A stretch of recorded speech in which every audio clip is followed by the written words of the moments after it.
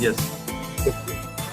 Well, good evening, ladies and gentlemen. I'm Saurabh, along with my co-host Alan. Welcome you all to yet another episode of Coffee with TF, an initiative of Training Frat. Well, today we have a very prominent personality joining directly from Manila, Philippines. He's in charge of training HR and admin for VE Pharma Inc. It's an Thailand-based company. I feel very privileged to welcome Mr. Parsuram Das. Hello, Mr. Das, and welcome to our Thank show you, thank Coffee you, with TF. thank you so much. To tell you more about Mr. Das, Mr. Das is a passionate learner and he loves to share insight about training methodologies. He brings around 14 years of experience into training HR domain.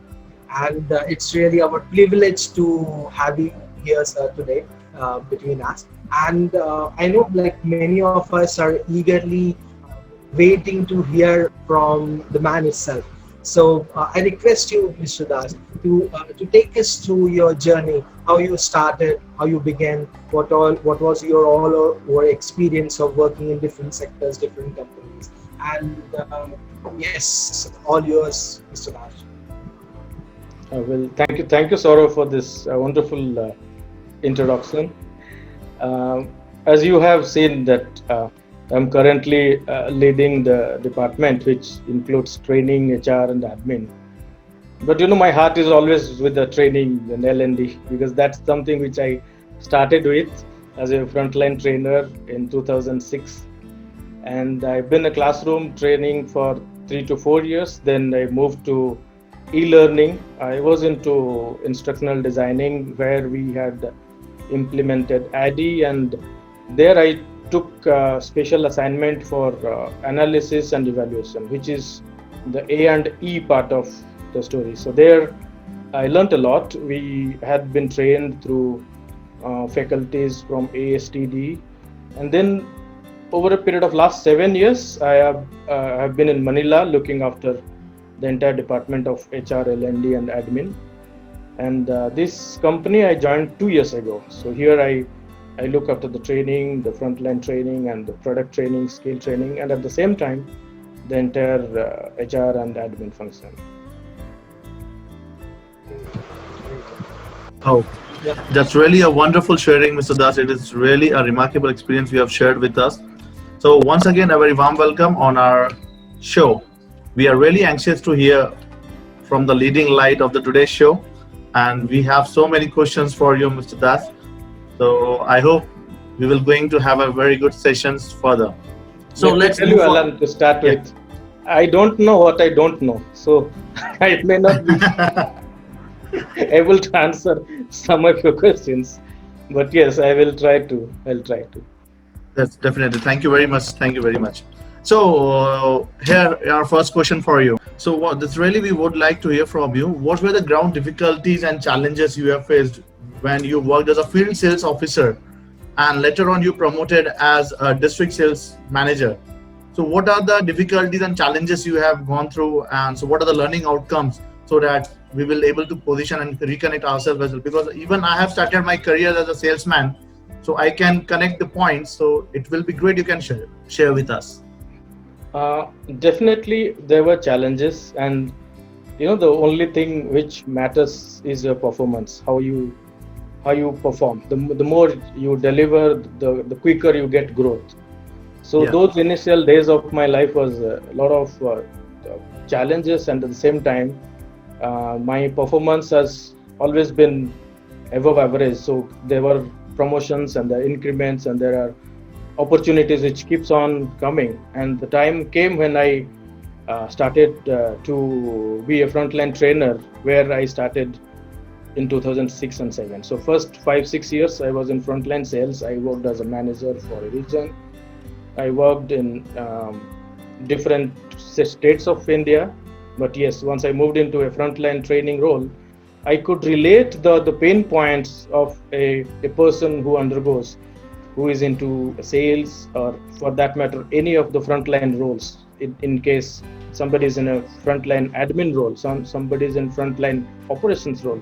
So what are the challenges? So if we do not experience it on our own, we may not be able to design programs which will benefit them. Okay. That's really a great learning experience. Of course, as I can see, the field set is one of the most difficult tasks. Being a sitting job in an industry and rather to be in the field, it is one of the most challenging tasks, and that to be on sales domain, it's a very difficult part. Fine, it's really a great learning, and of course, it's we all know that hard work always pays off, and it's only on hard work. It's not about the luck, and you have justified by your profile. You had worked hard lots to gain this kind of designation at this moment. Well, Mr. Das, let's move ahead with our another question. Yes, please. Yeah.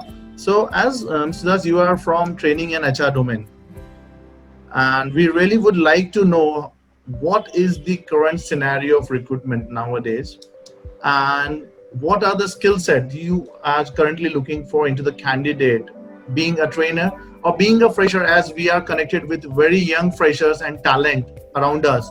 So what are the skill set that the industries are actually looking for? Please. Well, if you ask me, the quantity of recruitment which we have been doing has reduced almost 1/10. Like, there are several companies where the recruitments have been frozen. There are several companies where they have downsized. But fortunately, those industries, like we are in healthcare, so we are still recruiting. We are still hiring people. But the recruitment itself has reduced a lot. Yes, earlier we had seen somebody who has a very good fitment for the role, knowledge about the product, knowledge about the territories. We hired them immediately. But nowadays we are looking at flexibility to learn, how they are adaptable to the changing scenarios. For example, a med rep meets a doctor.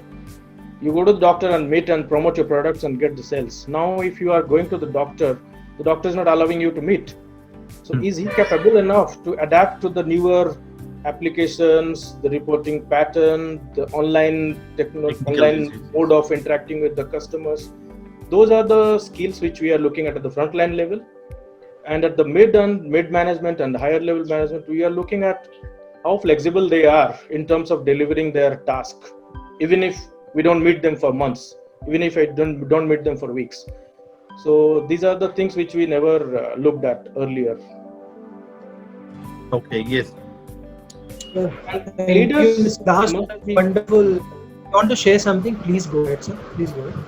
No, we are also trying to train leaders and managers how to manage their teams remotely, which is an added skill. Yeah. Via online platform, it will be a quite difficult thing. Even the trainers has to develop the skill set among themselves, and it's a bit challenging to cope up with this kind of scenarios and coming on with the training things via online, where we inculcate the physical ability. So that is a very important parameter. Well, thank you very much for sharing. Flexibility and adaptability, these are the basic two characteristics the candidate must possess, keeping this scenario. Am I right? Yes. Absolutely. Well, guys, it's a time. I'm sure that many of us would be waiting to ask questions to our guests today, and it's a time for open forums.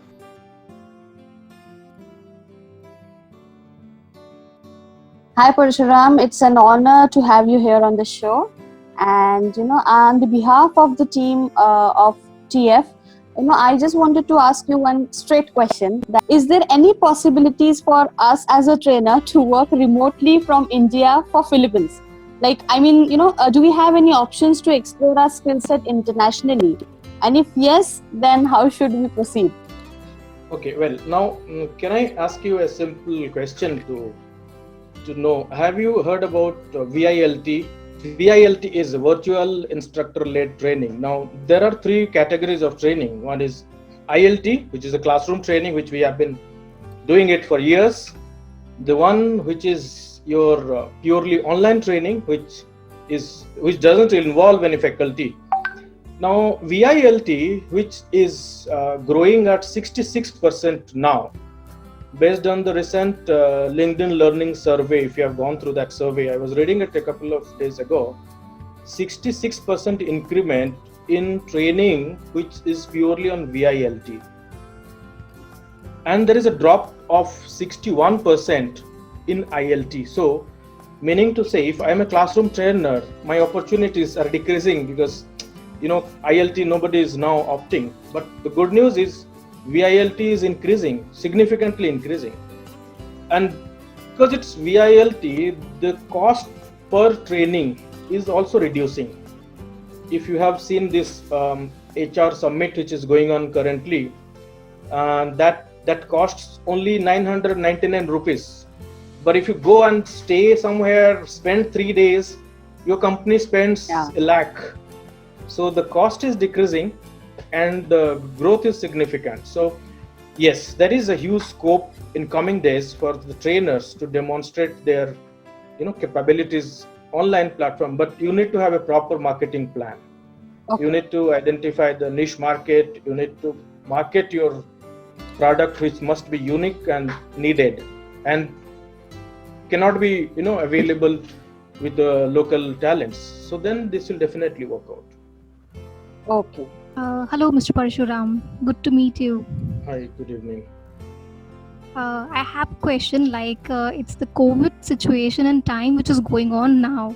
So most of the employees are working from home.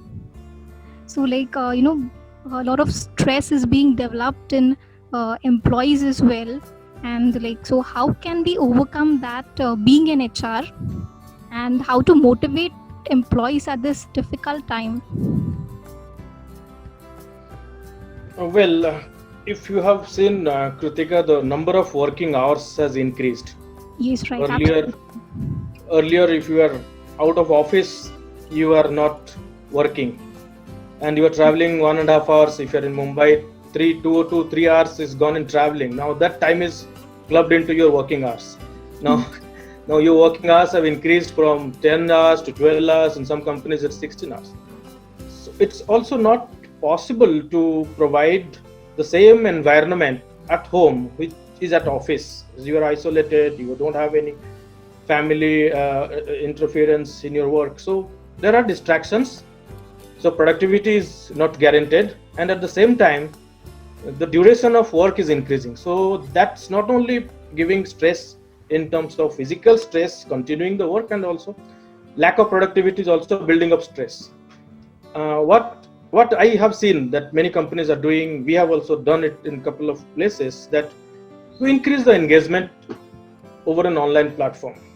For example, you can have periodic programs for the family members, or you can have some painting competition for the kids. They can keep that as their display picture when you are going to be logging in through Zoom. So there are various initiatives. It will be you can customize it. But stress level can only be reduced if you engage them. And engagement is to bring the happiness to them and also involve their families. If you have seen, there are a lot of WhatsApp forwards going on now. That story that grandmother used to tell the son that you have hired our home for your office. You remember that story?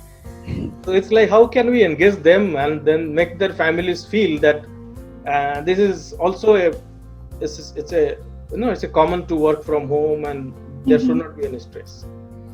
At the same time, we should also invest on their wellness. We should try to provide them periodic wellness webinars. You can even conduct Zumba over Zoom. So there are a lot of things which many companies are doing. I have been seeing the posters and advertisements. If you want to plan a calendar for 3 months, check your activities, review it, and then you plan it again. Something will work, something will not work. But yes, an attempt to engage employees will definitely reduce their stress. Okay. Thank you so much for your answer. Thank you. Thank you very much, Parsuram, for sharing wonderful experience. Hello, Parsuram. Actually, I wanted to know about a few insights about developing effective training content. Because at times when we go for the trainings, somewhere we feel that this content is enough, but at times it happens that this content is not that effective. So yeah, I would love to know about developing effective training content. Okay, so first of all, let me ask you this question. Effective means it should meet the need. Am I correct? Right. So I will again like this question itself can be a half an hour webinar. But yes, Yeah, I agree. Agreed. I can share you from starting from analyzing to designing, developing, implementing, and evaluating. The entire ID cycle can be a part of this question. However, effectiveness is defined differently in different companies. Like if you want an engagement program which may not give you an outcome, that can be effective from some point of view, and some of the companies may look at how are you really enhancing their knowledge, skill, and attitude after the program, and how are you evaluating those interventions. So what we fail in most of the training programs is we fail to evaluate the effectiveness, which we need Right. to capture in terms of Kirkpatrick's level 1, level 2, level 3, and level 4 tools. Now, when the classroom training platform was given, number of days were given, number of hours were given, that time we were even struggling to create a proper ROI of any intervention. Now, when it comes to online, it becomes further difficult how to analyze the need, how to design the content. Now you design a content, your content cannot be more than 1 hour. Now, if you are making a content of 1 hour, you have to think that what you are delivering in 8 hours training, you have to make it within 1 hour. So you have to give some homework, you have to give some assignments, and then follow through. Your follow through can be through Zoom, through WhatsApp, through emails. How are you engaging your learners to get your desired learning objectives? It all ends on how are you going to get your desired learning objectives. Now, if you have to create an effective training module, first you have to write your learning objectives based on Bloom's taxonomy. I'm sure all of you must be knowing that if you are designing a learning objective at Bloom's level 3, you cannot give them a true false question. You cannot take them through a just some page handouts. You have to demonstrate some skills, you have to give some videos, you have to do some role plays, because your objective is your baby. How are you developing it? So once your objectives are framed, then the content which you will create will be based on the industry which you belong to, and you have to interact with your SMEs to get the best fit content for that objective. And then you design your evaluation plan. Are you going to take a training feedback format? Are you going to take an online assessment? Are you going to throw a skill assessment rubric to check their learnings? Then you can establish the project that yes, this project I started with, these are the objectives and I achieved this, and this helped me to give the business to the organization. I'm sorry if I have given you a lot of things in a very small time, but it's an end-to-end plan. It all depends on how do you write your knowledge skill KSA map, which they call. Then you can design your content. Mitali, are you referring to any specific industry? If I can give an example. Actually, see, I am a soft skills trainer and life skills trainer, but few people asked me about aptitude training, and I was unable to have that perfect content for the students. So that I wanted to know how to develop an effective content, so that if I'll be delivering a webinar or sessions, so that it will be that impactful. No, that's why. Well, you must do a proper need analysis where you need to interview your stakeholders. You interview the SMEs, you throw questionnaires and survey forms to extract what exactly you want. Because when you interact more, talk more, and interview more people, you will derive certain behaviors, and they will tell it in their ways. So you have to decode it, and you have to fix your content based on their need. That would be more acceptable. All right. Thank you so much, Parsuram. Thank you.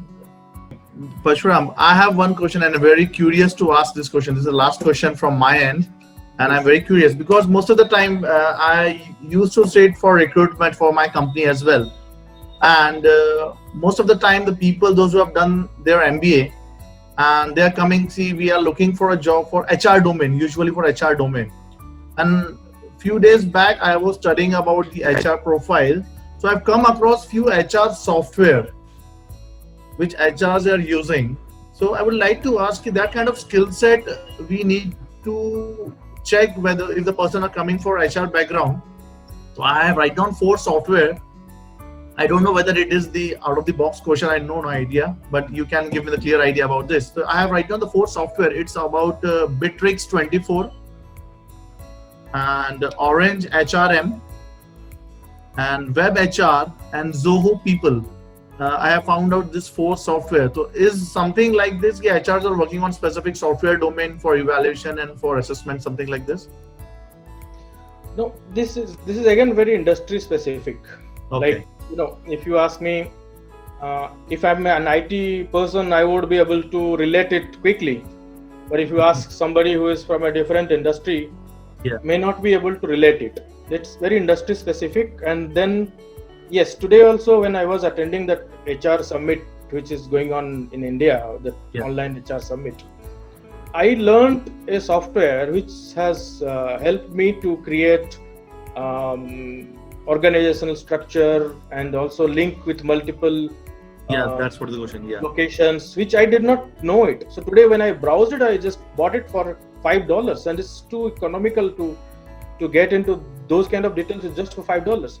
So yes, there are unlimited things in this world which we don't know, but whether it is relevant, if it is yes for that role, for that company, then definitely that will help to get a better edge over the other candidates. Fair enough. That was a question in my mind, so that I would like to ask you. Well, so dear friends, this program is going to air on the Training Frat YouTube channel. So you guys can ask your queries in the comment box. We'll definitely get back to you, and please subscribe and like our channel. It's Training Frat on YouTube. Fine. So, ladies and gentlemen, this is really a wonderful time with Mr. Parsuram Dash, and we had a great learning with you, Mr. Parsuram, and really thank you for your valuable time and valuable learning and thought process which you have shared with all of us. Thank you very much. Thank you, Alan. Thank you so much. Thank you very much. So, well, ladies and gentlemen, Thank you, sir. Thank you. Well, ladies and gentlemen, that's the end of our today's show. On behalf of Team Training Frat, I, Alan and Saurabh, thank you for making time from your busy schedule, and really thank you for giving your precious time to attend this evening. So, my dear friends, stay home, stay safe, and continue be a part of Training Frat, and stay tuned until our next video coming up together. Thank you very much.